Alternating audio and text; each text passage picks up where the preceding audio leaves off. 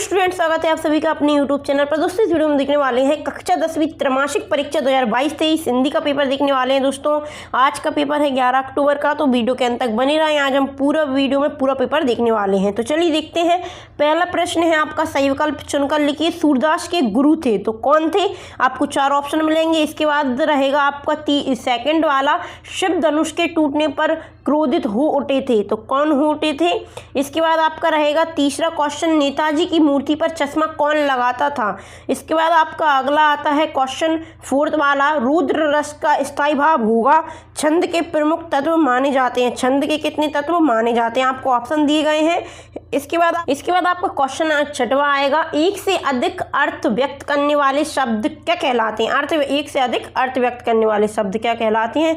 इसके बाद आपका सेकंड प्रश्न स्टार्ट होता है, यहाँ से रिक्त स्थानों की पूर्ति कीजिए। हमें यहाँ पे खाली स्थान बताने हैं। तो श्री कृष्ण पढ़ आए थे, आत्मकथ्य के कवि हैं, तो आपको ये ब्लैंक दिए गए, इनको आपको फिल करना है। आत्मकथ्य के कवि ताज की मूर्ति की बनवाई गई थी। किसकी बनवाई गई थी? ताज की मूर्ति। इसके बाद आता है आपका वल्लभन भगत का बेटा था, कौन था? श्रृंगार रस का स्थायी भाव आपको बताना है। इसके बाद हमारा अगला क्वेश्चन रहेगा, दोहा छंद में कुल कितनी मात्राएं होती हैं? इसके बाद आपका अगला क्वेश्चन आता है प्रश्न तीसरा, एक शब्द या एक वाक्य में उत्तर देना है। गोपियाँ किसे प्रेम करती हैं? इसके बाद आता है आपका सूरदास ने किस भाषा में काव्य रचना की है? इसके बाद आपका अगला क्वेश्चन आता है, रामचरितमानस की रचना किस भाषा में हुई है? छायावाद का प्रारंभ कब हुआ था?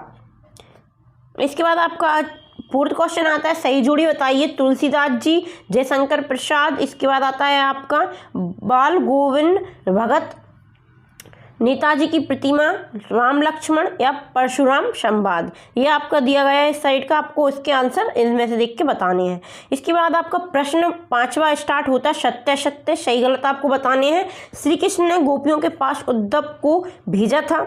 सूरसागर के कवि हैं। इसके बाद आता है आपका भगत अपनी खेती की पैदावार अब पहले कवि मठ लेकर जाते हैं। वीर रस का स्थायी भाव क्रोध है। इसके बाद आपका अगला आ जाएगा, नेताजी का चश्मा स्वयं प्रकाश की रचना है। इसके बाद आपका अगला आएगा, यथाशक्ति अवयवी भाव समाज का उदाहरण है।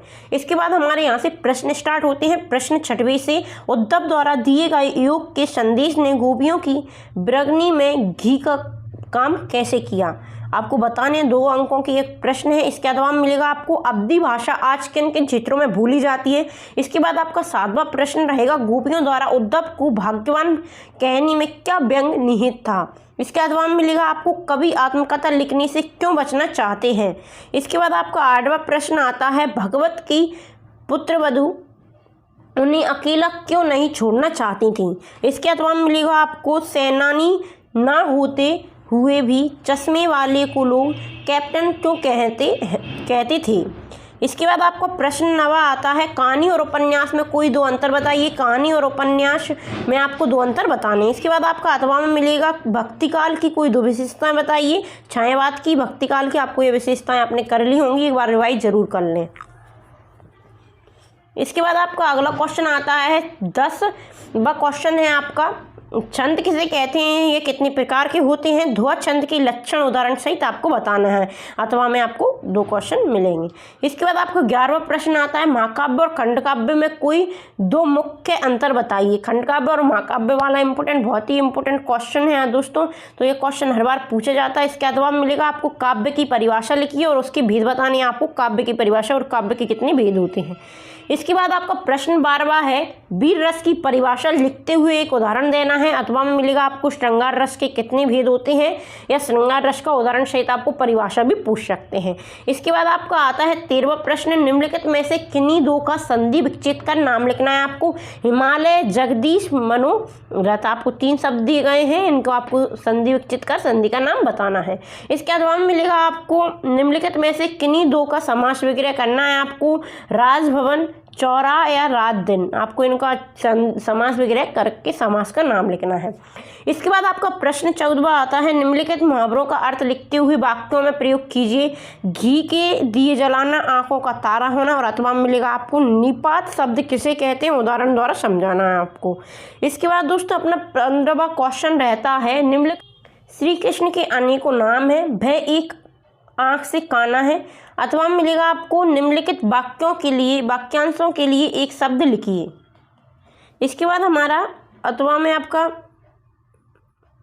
इसके अथवा में मिलेगा आपको निम्नलिखित वाक्यांशों के लिए एक शब्द लिखिए। तो आपका रहेगा रास्ता दिखाने वाला जो उच्च कुल में पैदा हुआ हो, तो इन्हें क्या कहेंगे। इसके बाद आपका प्रश्न 16वां आता है, पद सहित से आप क्या समझते हैं, लिखिए। इसके अथवा में मिलेगा आपको सूरदास की 2 काव्यगत विशेषताएं आपको बतानी है। इसके बाद आपका प्रश्न 17वां आता है, काव्य की परिभाषा लिखिए, अथवा में मिलेगा काव्य किसे कहते हैं। इसके बाद आपका 18वां प्रश्न आता है, सूरदास अथवा जयशंकर प्रसाद जी की कोई 2 रचनाएं लिखते हुए उनकी काव्यगत विशेषताएं आपको लिखनी है, जो कि आपको 3 नंबर में मिलेगा।